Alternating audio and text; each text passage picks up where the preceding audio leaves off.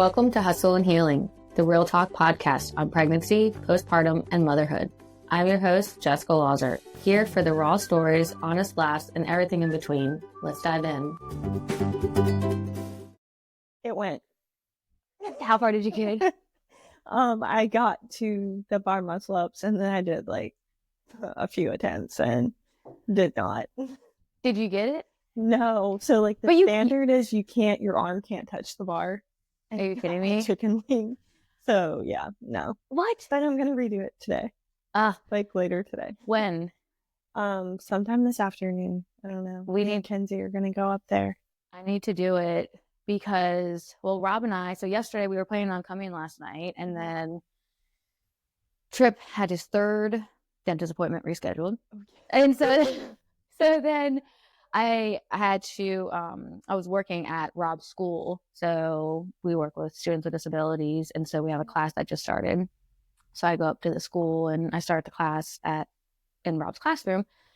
As soon as I start the class, I get a call from daycare. And I'm like, hold on, kids. And I'm like, hey, what's going on? They're like, Josie's eyes are really crusty and they won't open. And we think, maybe I should come get her. And I was like, fantastic. Meanwhile, Tripp had a dentist appointment right after school. So I was like, Rob, you gotta go get him. You gotta go get her. And then I'll flip and I'll take Tripp to the dentist. So then all that pediatrician got her right in. And earlier yesterday morning, though, she woke up literally with just boogers in her eyes. And so I was like, oh, just wash them off. So I think just the boogers in her eyes and whatever. So pediatrician got her in, got her some eye drops. And so now we're eye dropping her up. But that then turned into me leaving, going to get Tripp to go to the dentist. And I walk in and receptionist was like, oh, I see mom's here this time. And I said, look, in his defense, he is helping the little one at the pediatrician. But it was so funny. She just looks up and she was like, yeah, so poor boy. He came last time 20 minutes late. And I said, honey, I got to reschedule you. And I was like, I get it. We're working on that. So it was just funny. I came home, I told Rob, I was like, yeah. So she looked at me and was like, oh, mom's here. And I was like, no. I was like, I backed you up. However, you did miss the last two appointments. So I was really sad I couldn't make it last night. And we were like, okay, I guess we're going to have to. Yeah, but that sounds like you did a whole workout before. It felt like it. So today she's not really feeling well either. So I was like, well, maybe. Yeah. Getting out in the good weather, the reset, the toddler reset. Yes. So, yeah. So I got to do it today. So we'll figure out either today or I guess tomorrow, Sunday, Monday. Yeah. One of these days before Monday. So I was a little upset though that scale has double unders. I bet you a lot of people were pissed off. Yeah, a lot. There were a lot. And it even scale goes from jumping pull-ups to regular pull-ups to chest to bar. Mm-hmm. I feel like that's a little much for scale too. But yeah. Was Luke there with you? Yeah, he was. He was actually really great throughout. I worked out early and then, it trickled. Yeah. I saw the picture of. Yeah, judging. Did you get points for that? No thanks. Did you? No, I think I did. I need to tell Jeff. He's my team lead. All right. Be like, look, Luke was judging. Yeah. All the workout stuff. So, well, we can kind of dive in. So let's welcome Amanda Beard to Hustle and Healing podcast. So for all of our listeners, give a fun intro of just the amazing mom and I know mom of Luke and just kind of kick it off. Fun intro. Oh boy, I did not prepare for this. Like Jess said, my name's Amanda. We met at CrossFit Rife, pretty much where I got plugged in immediately when I moved here. I used to live here before, but just kind of diving in to make friends. I feel like being a mom, it's hard to make friends, especially. And joining Rife, I have met so many friends, especially moms, that have benefited me throughout the last year of raising a child. So. And how old is Luke? He is, in male terms, he's 1. In mom terms, I guess, female terms, he's, let's see, October, November, December, January, February, March. 17 months almost. So crazy how time flies. Yeah. And so single mom. Yeah. Mm-hmm. And has it always been that way? Yes. So Luke, his dad left when I was pregnant. So pretty much halfway through pregnancy, it's just been me and Luke. Mm-hmm. And how has that experience been for you? Honestly, I have to say it definitely is not great, but at the end of the day, I'm like, I don't have comparison to what it would have been like with someone there. So I feel like, and I'm very independent. Like I've always been very independent growing up. So I don't know. I guess just not having the other side to compare it to. Mm-hmm. Like it's definitely tough, but I feel like it's also tough for people who are in relationships. Kind of like, you have 2 kids and it's like, who's going to do this? Who's going to do that? When's mom working out? When's dad working out? That kind of thing. But yeah. So you said halfway through he left, and where were you living? Because you weren't in Virginia? So, no, I was in Pensacola because we had met in Pensacola when his dad was going through the flight program. Okay. And so in my mind, being very naive to the fact that I had no idea what was coming, being a parent in general, I was like, I'm staying in Pensacola. Like, I'm fine. I'll make it through. My dad lives in North Carolina and my mom is in Williamsburg. And my dad called me. I was August. I think I was like 8-ish months pregnant. And he was like, Amanda, you're coming home. Like, you're not staying in Pensacola. Like, you cannot do this by yourself. And so I packed my things up and I was like, okay, listening to my dad. And I came back up here. And in hindsight, after Luke was born, like, I'm very glad I listened to my dad because there is no way, like, I had no idea what I was doing. Yeah.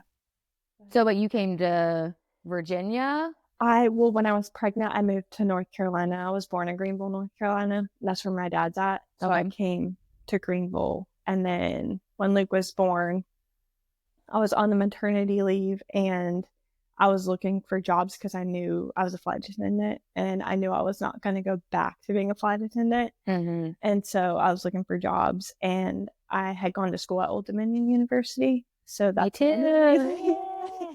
another reason why I came back up here too. Because it was like familiar territory, I guess. Okay. And my mom being in Williamsburg.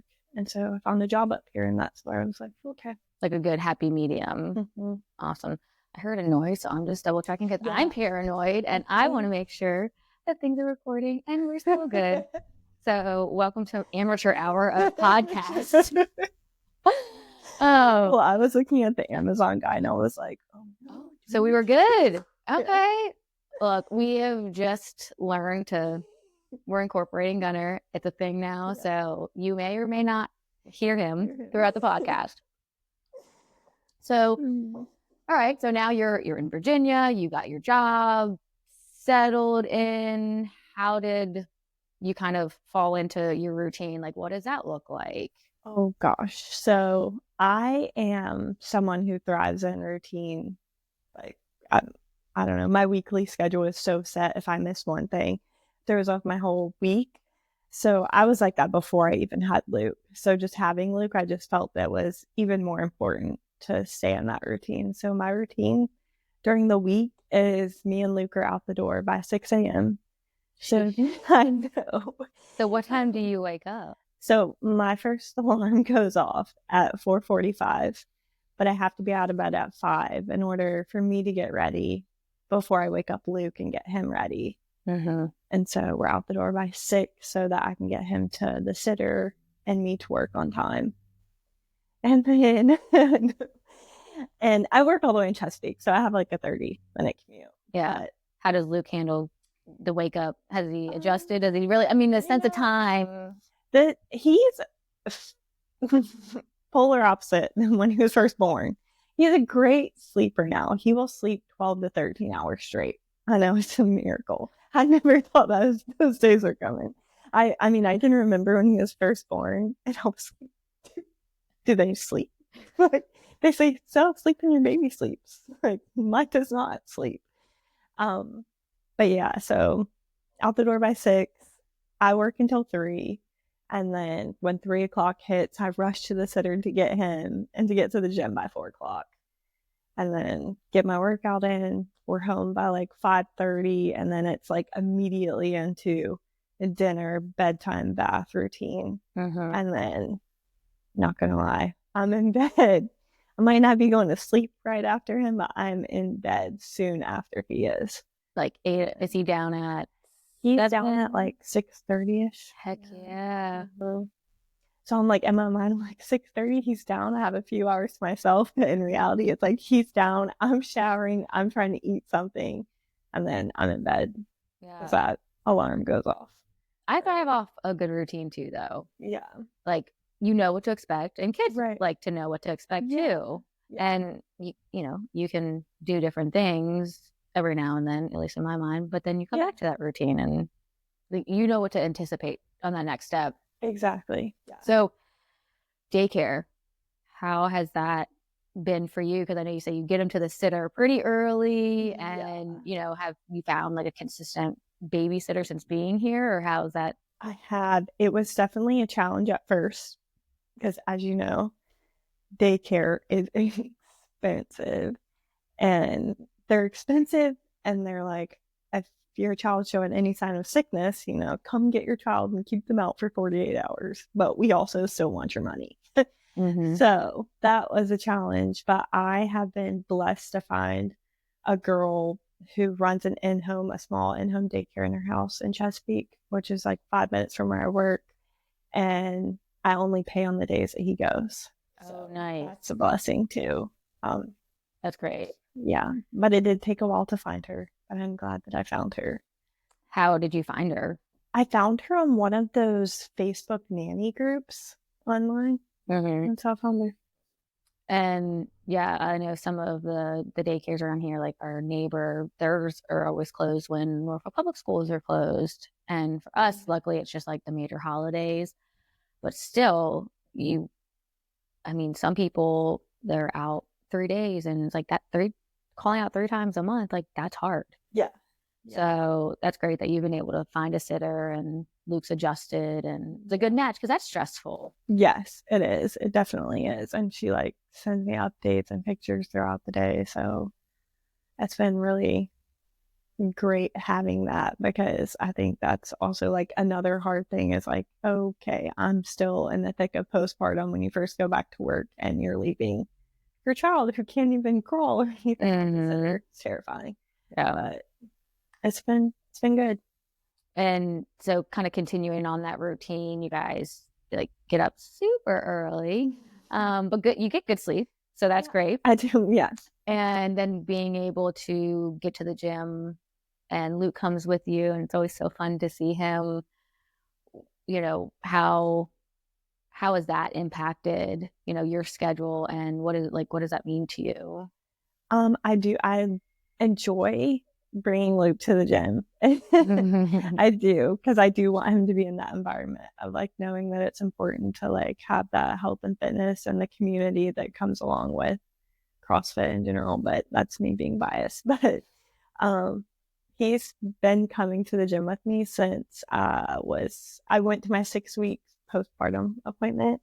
And when I got the clearance to work out, I was going to the gym.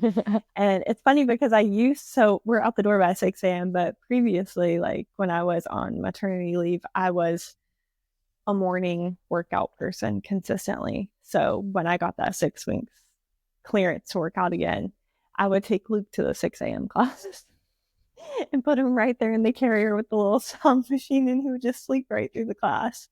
But now that he's walking around and mobile, the last thing he wants to do is sit in that stroller. So it has been challenging, but everyone at the gym, it means so much to me how much they love Luke and interact with him. And it's I'm working out with my family. When Ron the other day had Miss Rachel on the YouTube channel and he was doing his squats, holding it so Luke could watch. Things like that make it a lot easier. Mm-hmm. And I remember, I mean, it'd be 3, 2, 1. Oh no, Luke had a blowout. It never fails. I'm like, Luke. And it's so funny because I'm like telling a sitter, like, oh, like, make sure, like, you feed him at this hour. It might help him go a little faster, a little sooner. That I know every day I would pick him up from the sitter. I'm like, when's the last time he pooped? If he says he hasn't, I'm like, great. I know exactly when it's coming. You can anticipate. Yeah. You're like, all right, can you actually push the start just a few minutes back?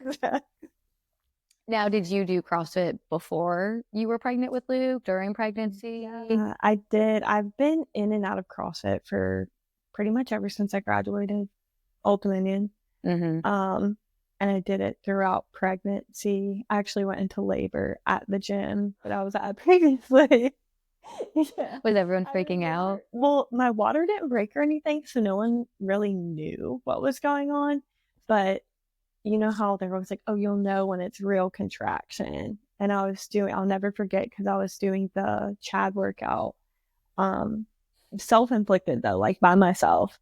Who does that by themselves? The baby to get out of me. I wanted to go into labor. But now, for those that don't know what Chad is, it's 1,000 box step-ups per time with a rock, except I just had Luke in my stomach. And it only got to like the 300s or somewhere when I was like, oh, that's real contraction. And then I remember getting in my Jeep and I was like 20 minutes from the house and I was like, maybe, and the contractions weren't timeable close. And I was like, maybe I could go for a walk. And so I drove to the park across the street and it was like a 5-mile loop.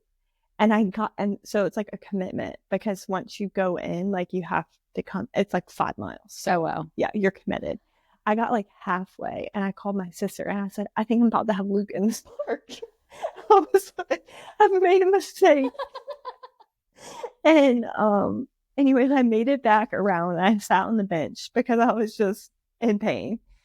And you did this by yourself? Yeah. I did. And then I got back in my Jeep. And so I had the 20-minute drive back home. And I was like, okay, like I'm just gonna like pray that like I make it. There's not really any good places to pull off because I was in Greenville, North Carolina, and it's kind of like it's a little bit on the suburbs, but to get to the house, you have to like go through downtown through the college and stuff. Not a lot of options to pull off if you're like mid contraction. Mm-hmm. And I made it home. And then ironically, I had an appointment that same day. And so I went in and they were like, oh yeah, you're in labor. But they wanted me to labor as much as I could at home. And I remember them telling me, get in the tub. And I did that. Immediately regretted it. Why? Because I couldn't get back out. Oh man. Yeah. I was stuck. I was like, I can't get up. Like I'm like my back was lit up on fire. I mean, I've always had a little bit of like back pain, and it really magnified that when I was having contractions. So how did you get out? Well, I eventually, after the contraction, I eventually pulled myself like over the edge of the tub, and then I sat reverse on the toilet and like laid my head over it. You were about to give birth in the toilet. I know. I literally thought I was. And I kept calling the hotline because, you know, like the doctor's office is closed by now. And every time you call the hotline, they're like asking you, who's your doctor? You know, they're going through like all the medical questions. And I'm like, I'm in labor. I just put the doctor on the phone. Mm-hmm. And they're like, just wait until you're like have the shakes or something like that. And then I remember the shakes came and I was like, this is terrible. Like I couldn't stop shaking.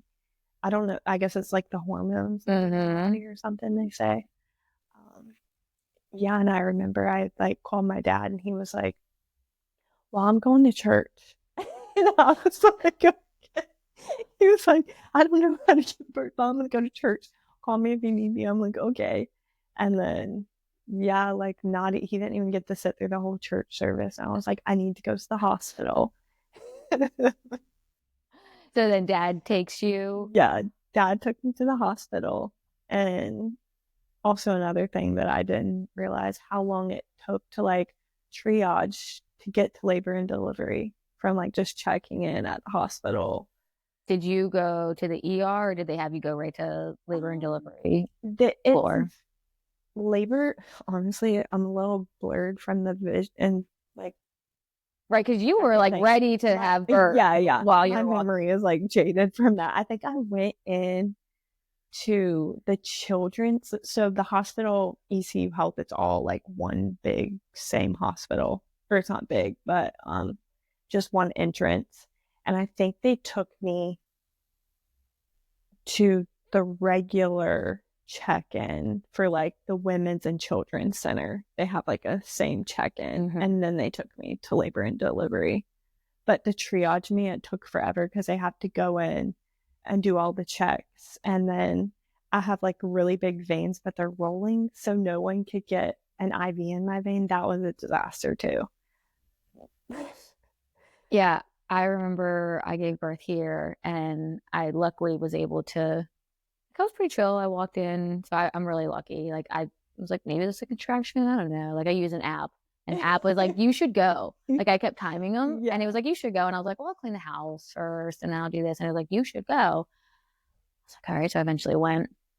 And then the lady at the triage, like we walked to labor and delivery and she's like, what are you here for? And I was like, I think I'm giving birth. I think I'm about to have a baby. She's like, okay. And it's like, la, da, da, da, da. I'm thinking, I think I'm about to have a baby.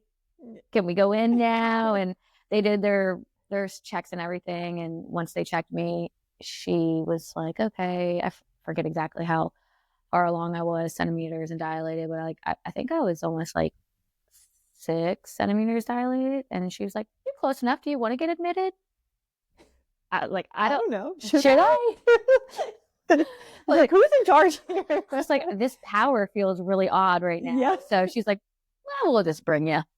Okay. So through delivery, were you by yourself? Did you have anyone in there with you? I was by myself. I had a great team though, a great team, and like my dad was there afterwards, and his wife came too.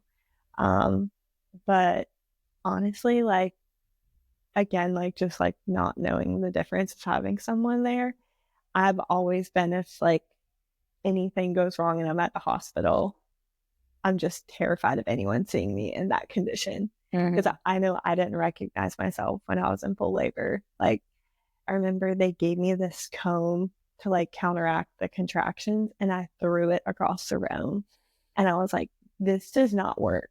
Like, and I try my best not to be that evil.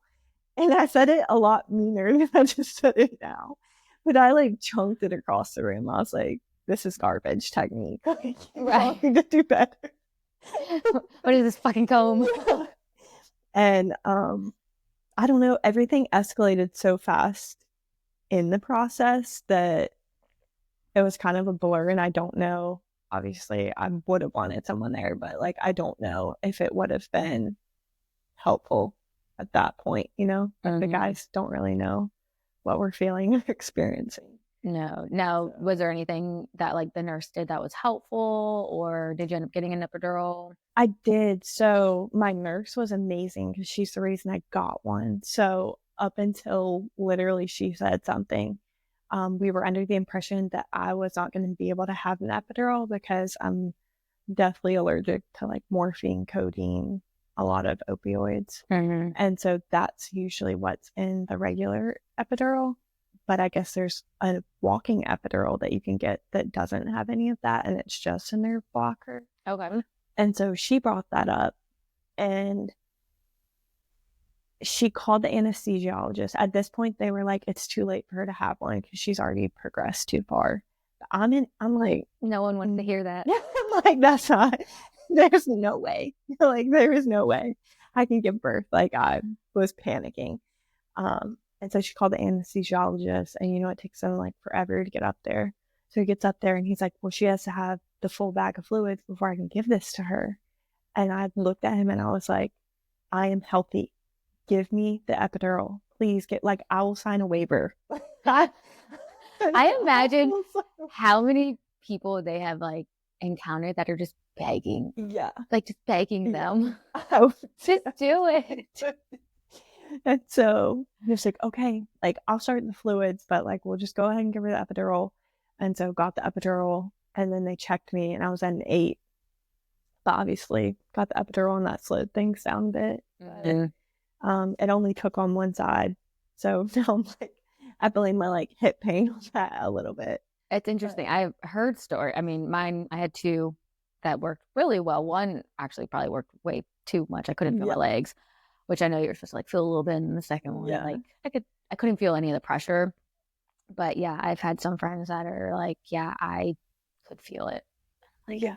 I'm so sorry. Well, it's also if you don't want to, because there's people who can handle that. And I mean, kudos to all the moms. It's 2025. I'd rather not feel it.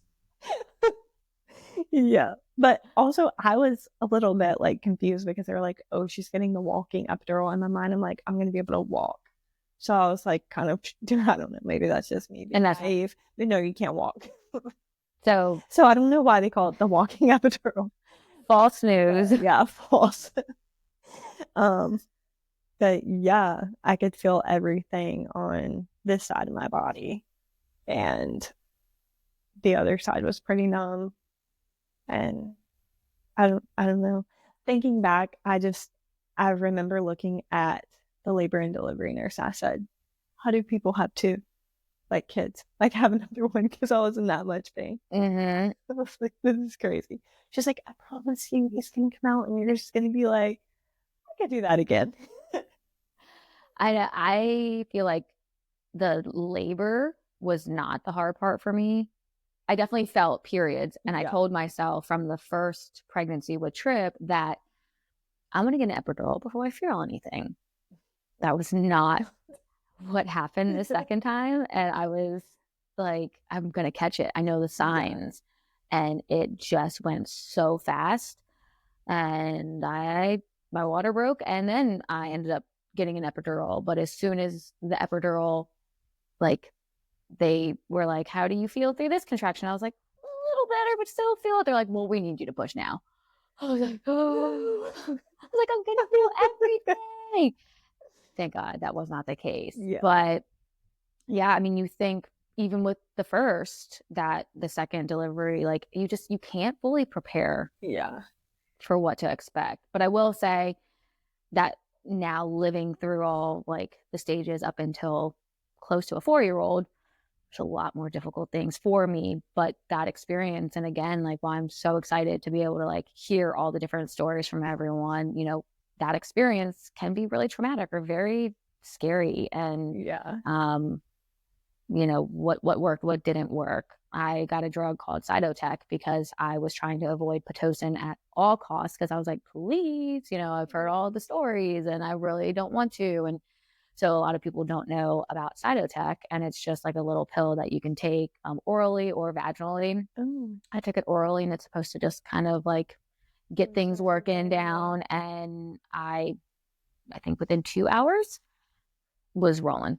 So they said that it should have taken 2 doses in 4-hour increments. So they weren't expecting me to go into labor for at least 8 hours.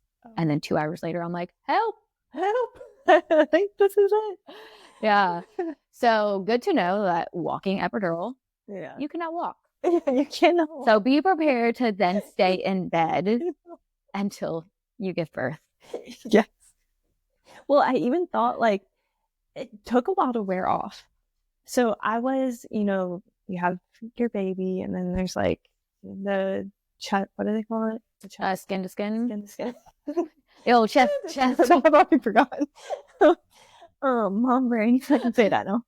I just blame everything. And then they roll you to your room, right?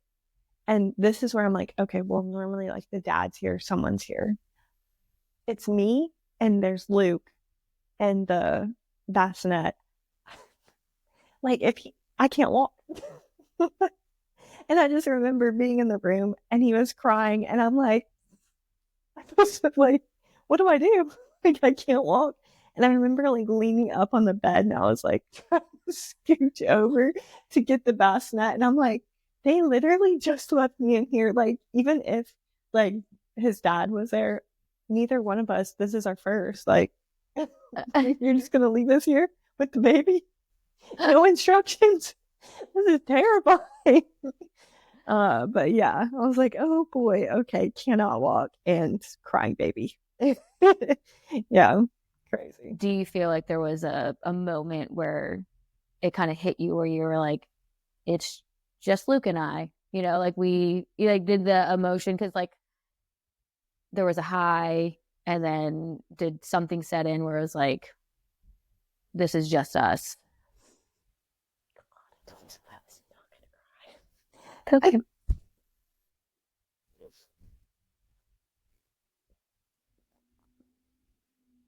I think it was like, and this sounds so crazy. It's kind of funny though too.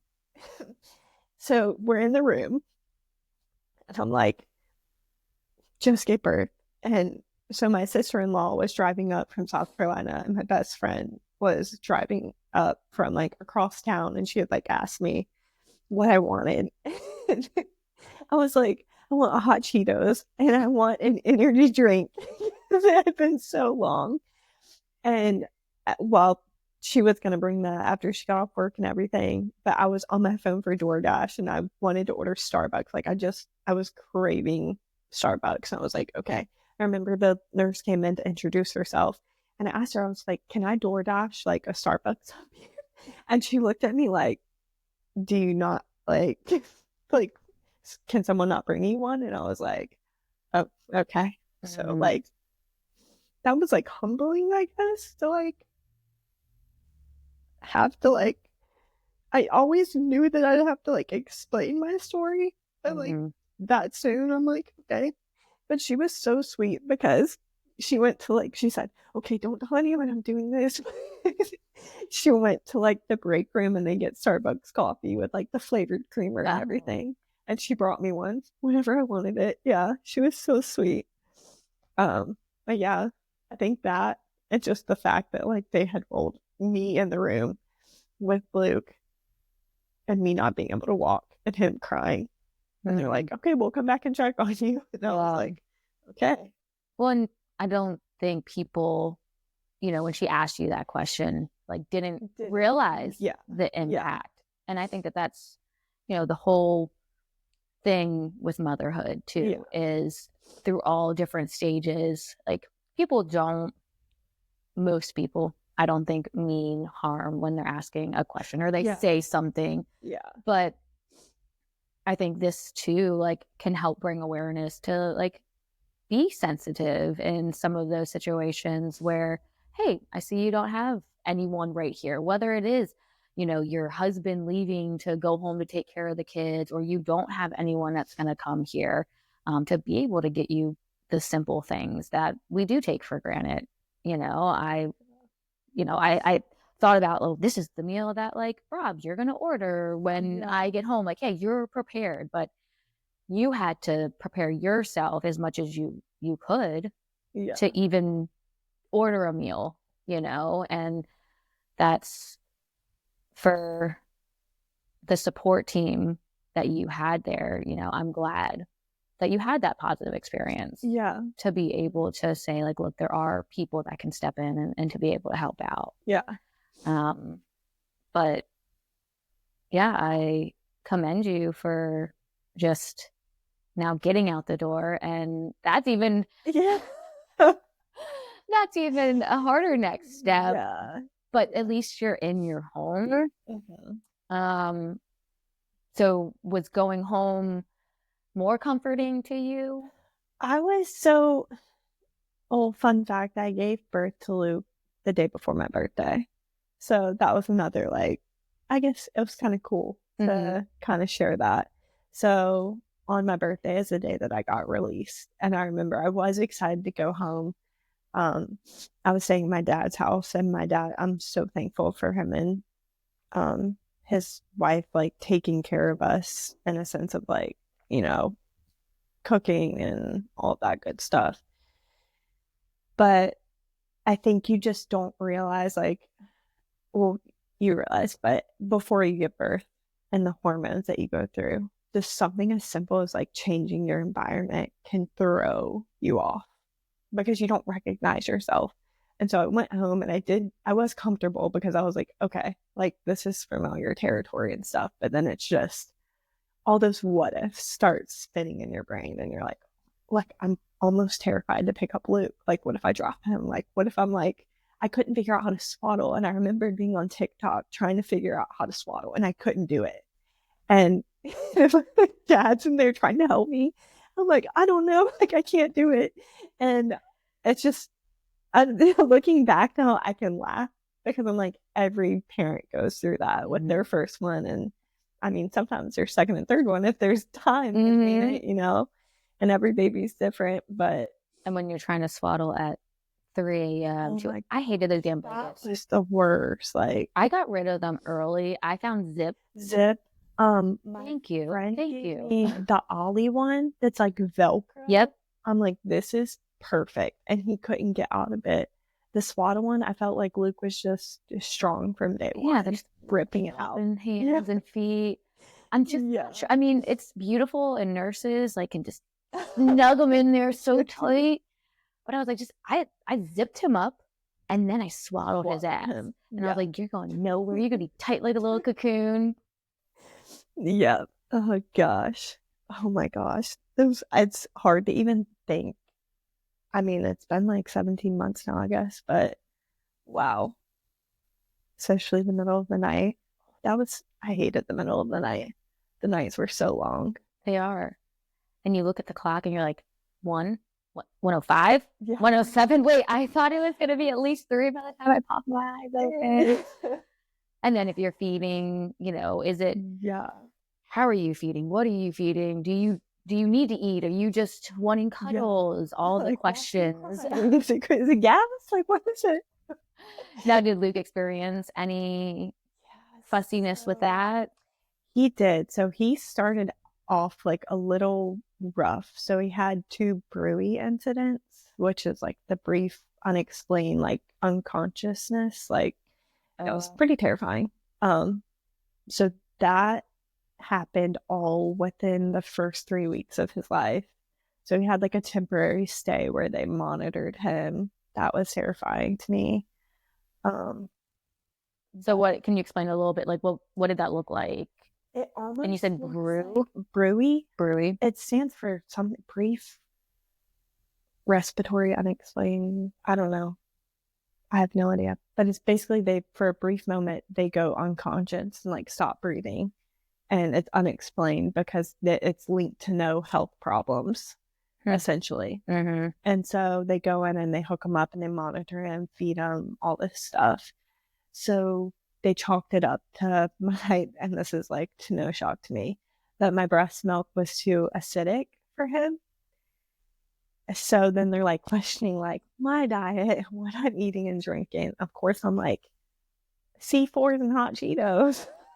I couldn't have that when he was pregnant or I was pregnant. And so they were like, okay, you should focus on like getting full nutritious meals. And you know, like you don't always have time to eat. And when I'm stressed, I don't eat.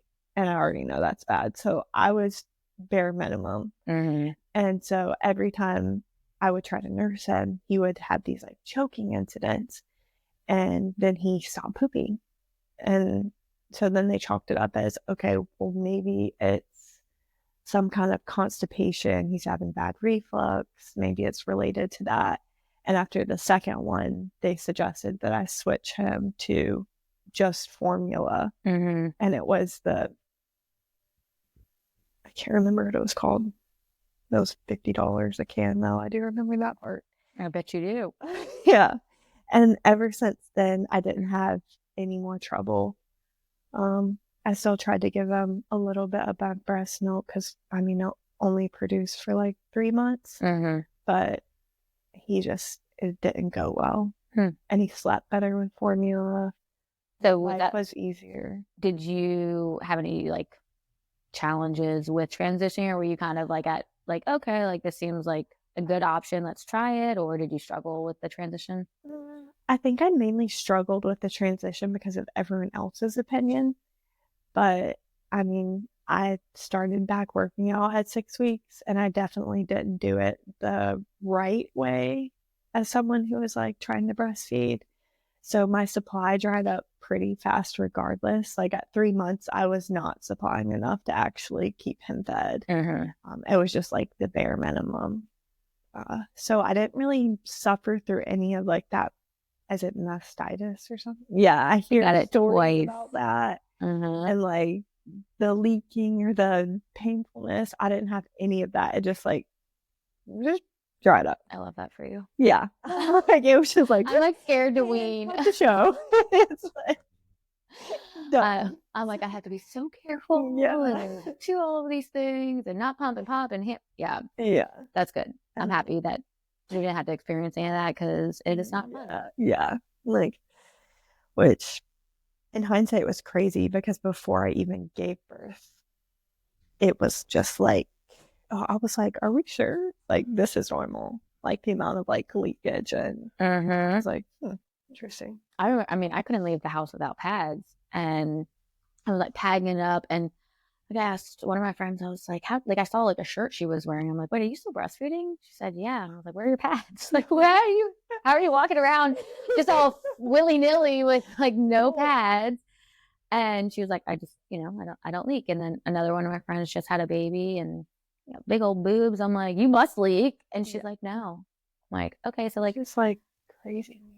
Like that first month when I hadn't started back working out yet, I felt like I was glued to the house for a sense of like, I had to nurse or I had to pump, or else I was in that same boat where it was just like, okay, waterfall. Great. I think black shirts only. Yeah. This is terrifying, but yeah, mine. This is true. I don't know. And I like how you, or not like, but the experience that you felt, or those feelings of, I can't leave my house. I know I felt like that, where I was like, well, I have to like keep this up, or what if they do this, or well, what if they cry when we go out? So I can vividly remember our first experience with Trip, our first son, who is about to be 4, was I finally was like, okay, let's go get Jimmy John's. We'll get it. We'll leave and we'll go to the park. So if anything goes wrong, we could just leave. We don't have to pay, we don't have to. And I was so scared. And then now fast forward to, Trip being a couple years older and people are like, he's 2 years old. They're like, you want to go out to eat? I was like, hell no. Hell no. Please bring me back to the newborn stage where he is just laying there. So now with Josie, almost 8 months today. So 8 months today. And I'm like, yeah, let's get her to let's go out now. Yeah. Because once they're mobile and they have an opinion at the least. Yeah. No.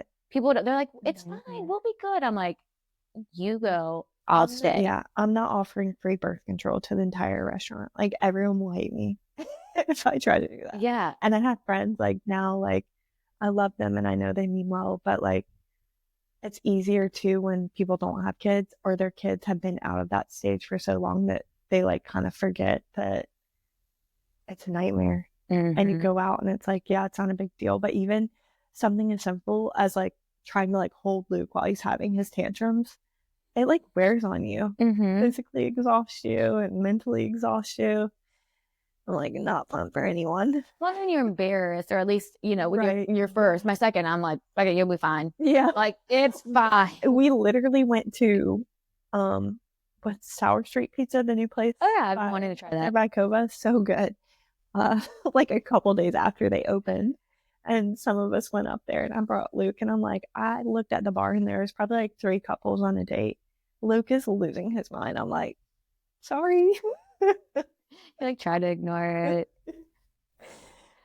I feel like that dynamic is difficult too, because I know when I had Trip, all my close friends that live away from us had kids, But a lot of our friends here, like gym friends that we were really close with, no one had kids. And so my reality was really kind of shattered because it went from, well, we can all just go to the beach or we can all run and do this. And then it was, we were still a part of all those group chats where people were still doing things and inviting you places. And it was like, I can't, or we couldn't afford a babysitter. So we sat that one out, or, one of us didn't want to go and leave the other behind. So I feel like it took us like 6 months, or I mean, only almost a year, maybe, to at least go on a date by ourselves, to trust someone, to find a babysitter. And so I feel like even though we had friends before our kids, that has still been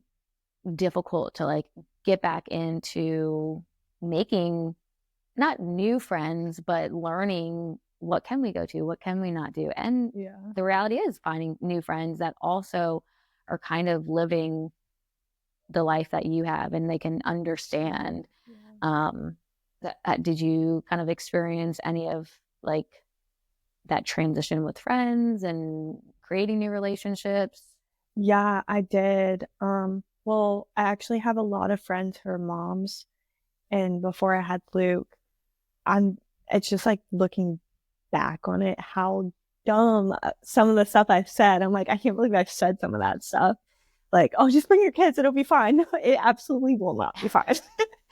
The situation will be fine, but internally. Yeah, it's draining. But yeah, it does. And it kind of, I'm thankful for all of my friends that I have, regardless if they have kids or not. But it's hard. It's difficult to like maintain a true friendship with them without feeling like I'm bringing down the energy, because like then I have Luke, and then it's like I can't always make the dinners. Like you go to dinners and you invite me and stuff, and then I'm like, it's like $20 an hour for me to go to dinner if I get a babysitter. Like, it's not me like trying to say is it worth it or not. It's just $20 an hour for a babysitter is a lot.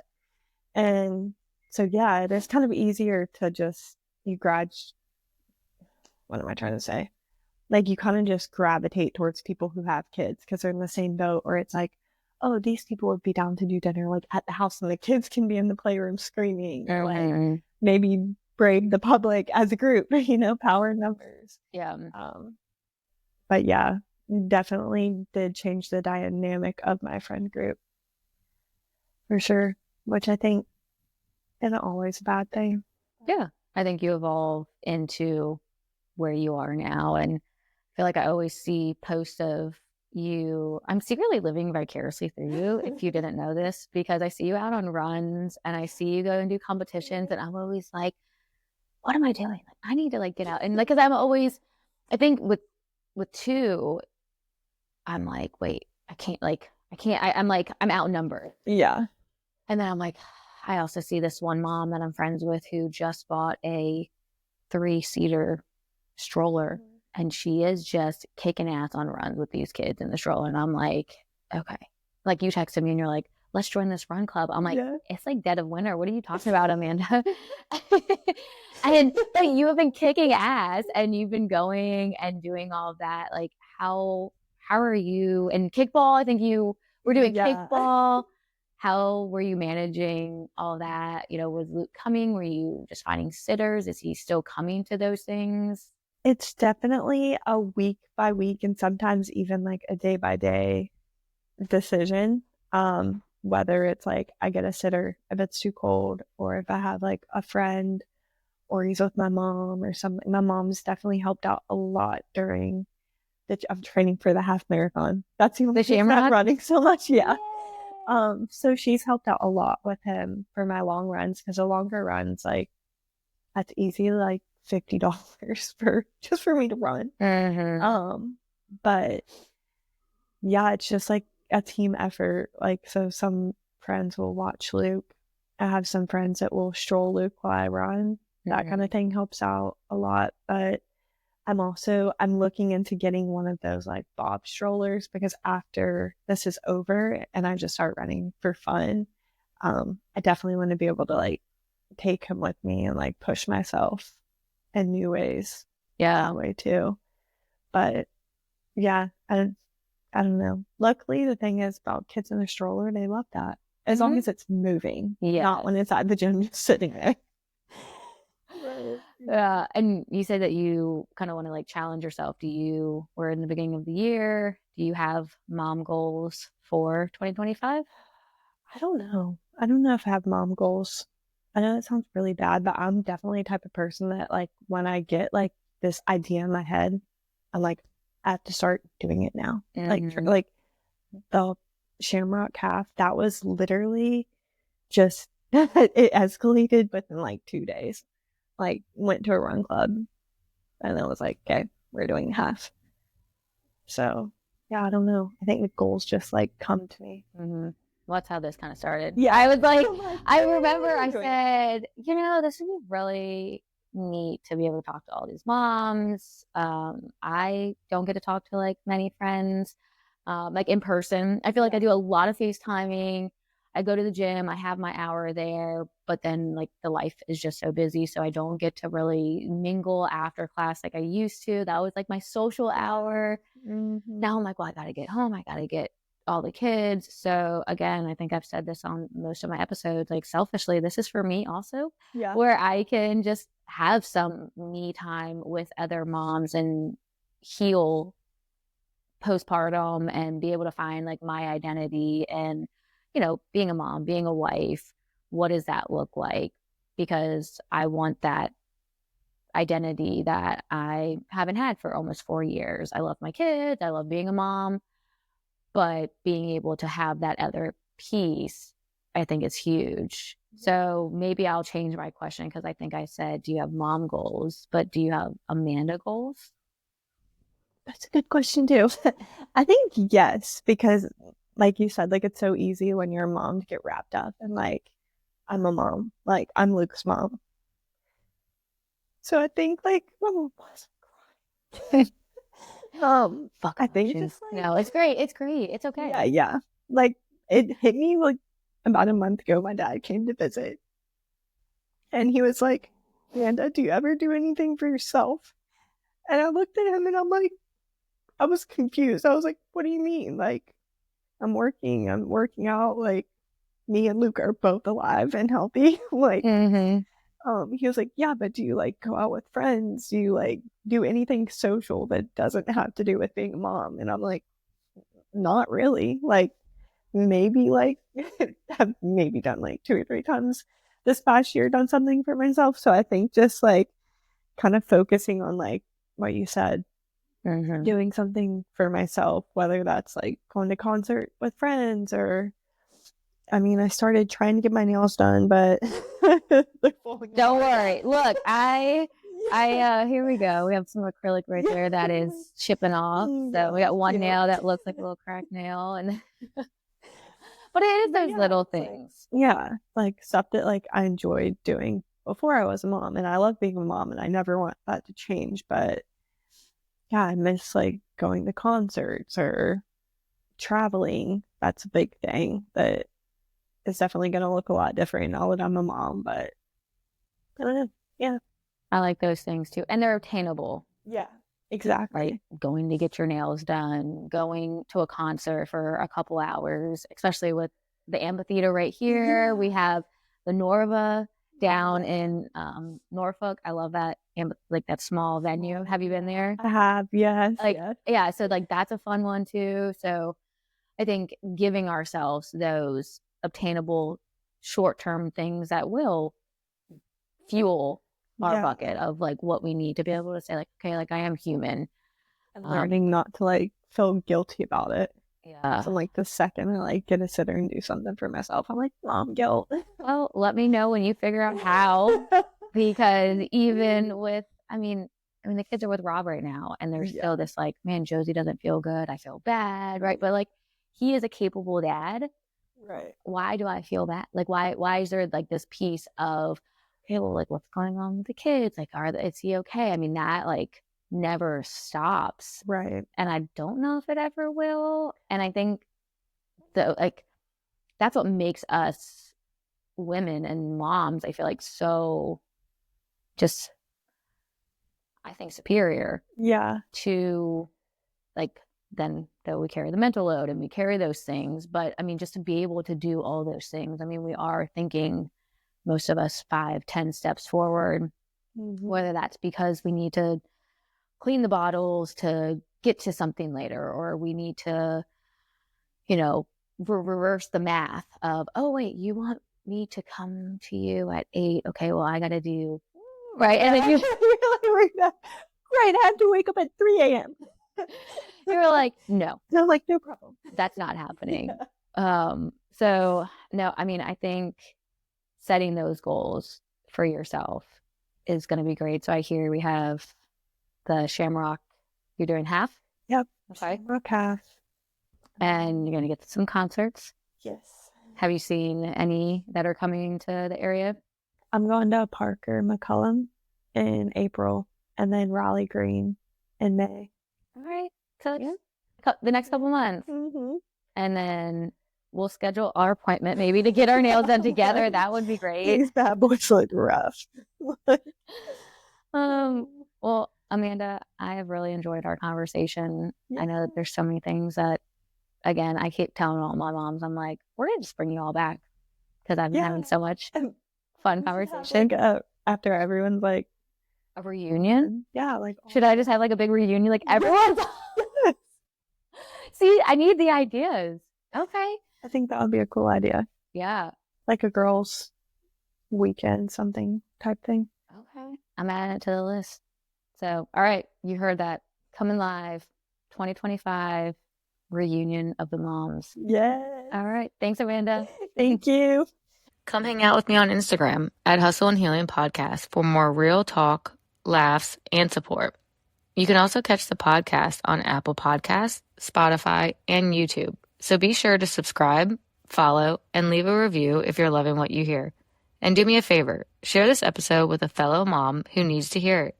Keep hustling, keep healing, and don't forget to reheat that coffee. Again, see you next time.